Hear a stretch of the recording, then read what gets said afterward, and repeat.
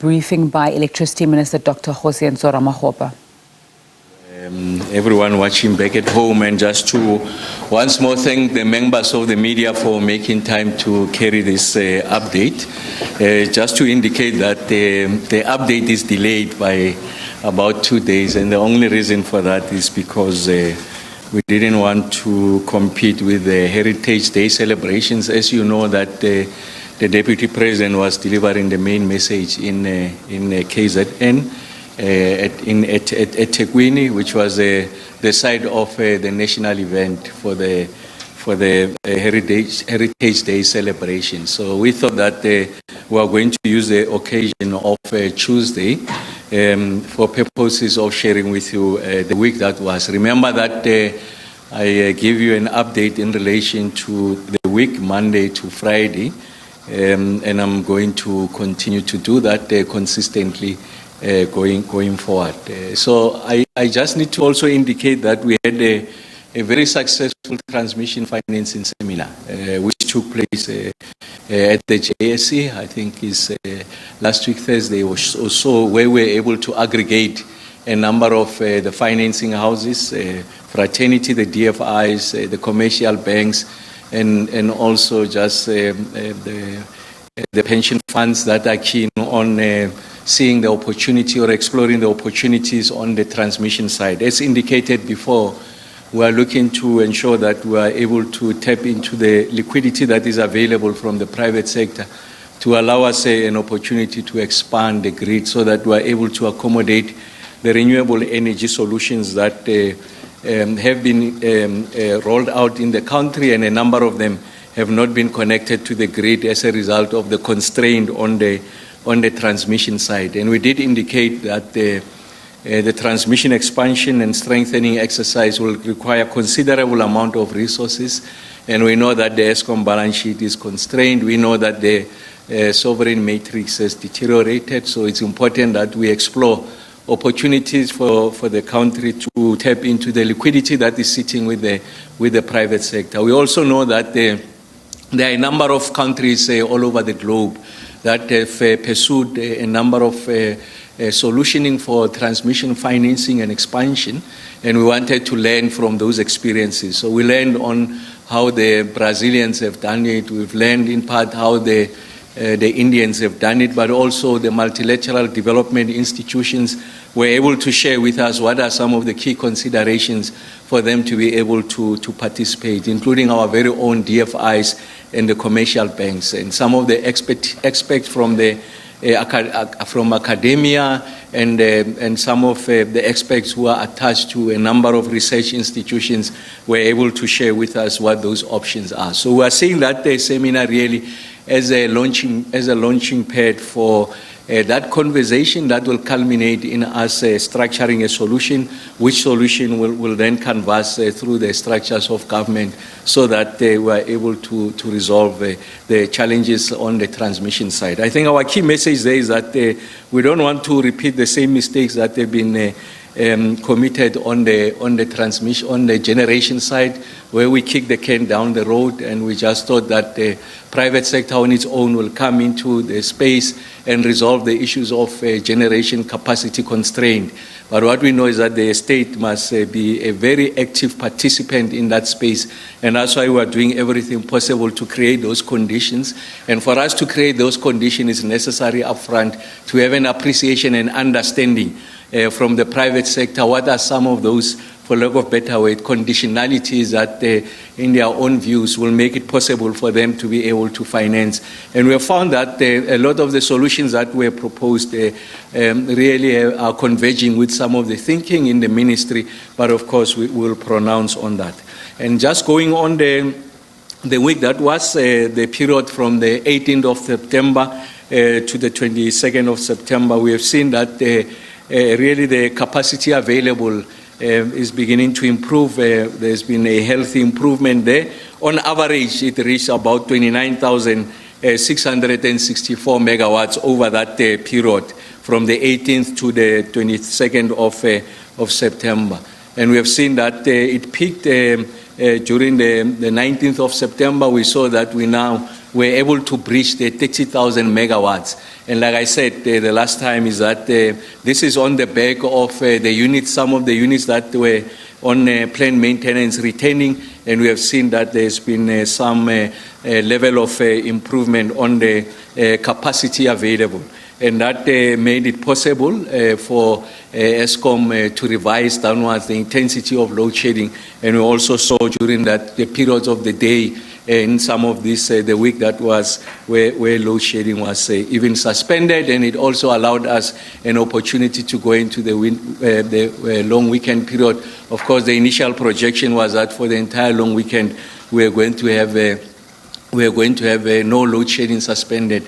But of course, it came back yesterday as a number of, on account of a number of reasons, including our challenges, the challenges that we are experiencing in the Western Cape as a result of the weather conditions. The Palmit was a big casualty of those conditions, and we're unable to exploit the Palmit, our pump station there.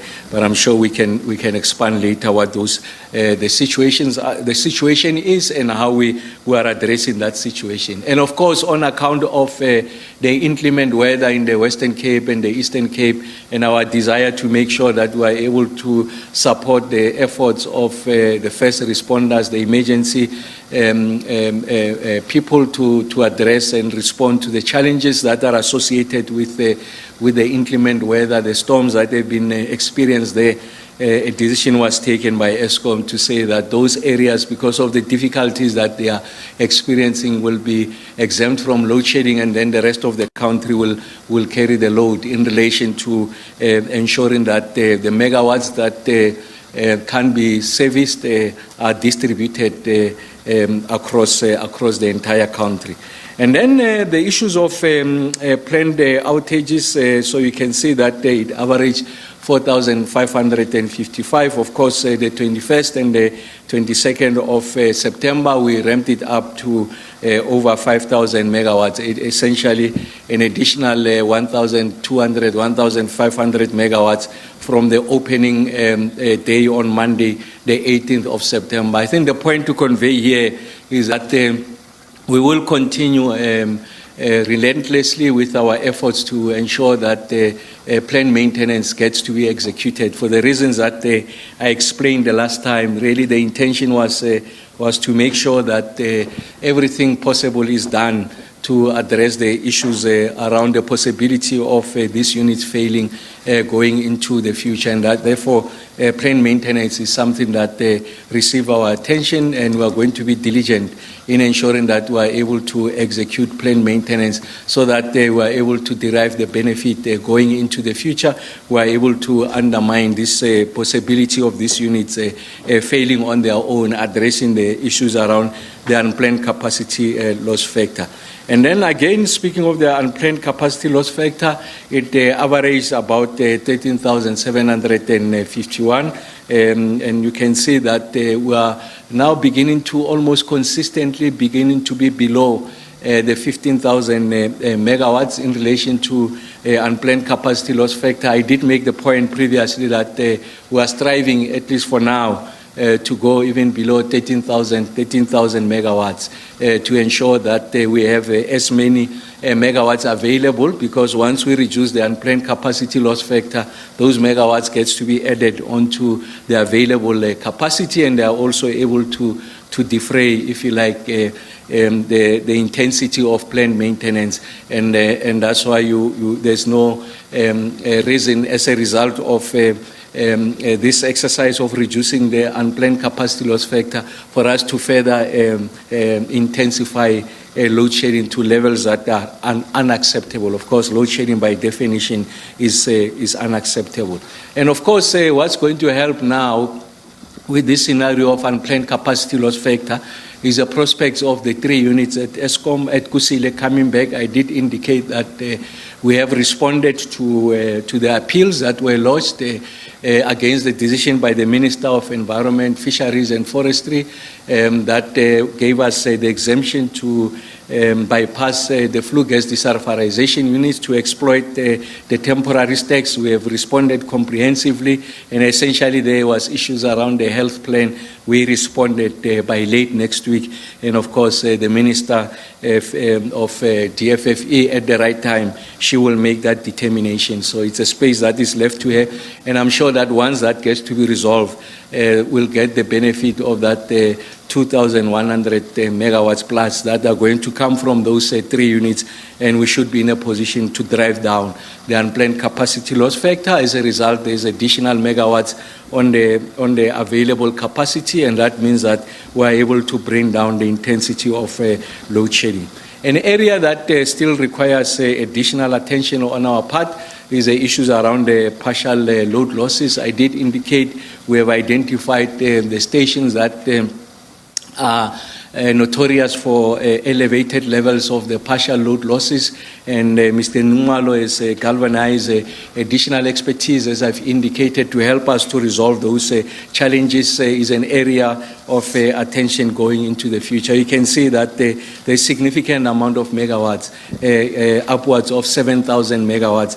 It's something that requires attention. It's one area where we are doing badly compared, at least the previous week, we are doing badly compared to the baseline of May 2023. Remember, I did say that we use May as our baseline so that we have an appreciation of the trend analysis of what this performance is going into the future. And of course, as expected, the PM forecast significantly lower than what was the winter period because of the warmer temperatures that we were experiencing. You can see we are a good 2,000 megawatts lower than what was the base case in May, and that's why we're using that opportunity for us to be able to do good maintenance and ensure that as we return these units, the units are able to perform going into the future.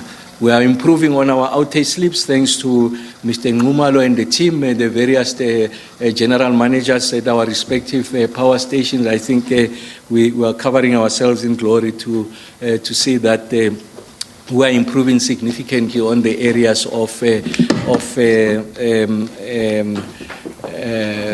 what do I call it, the outage slips, I'm sorry. So we are making a significant progress. And really the point to be made is that relative to our baseline of May, we are making that progress. Like I said, the baseline of May, when it comes to the areas of available capacity, we're sitting approximately at about 27,000 megawatts. The week that we have gone by, we're sitting at about 29,000 megawatts. And then on the other indicators, the indices that we are measuring during this period, again, like I said, on the outage slips, we are seeing significant improvement. I think we are at about 800 megawatts, 804 megawatts to be precise, in relation to the outage slips.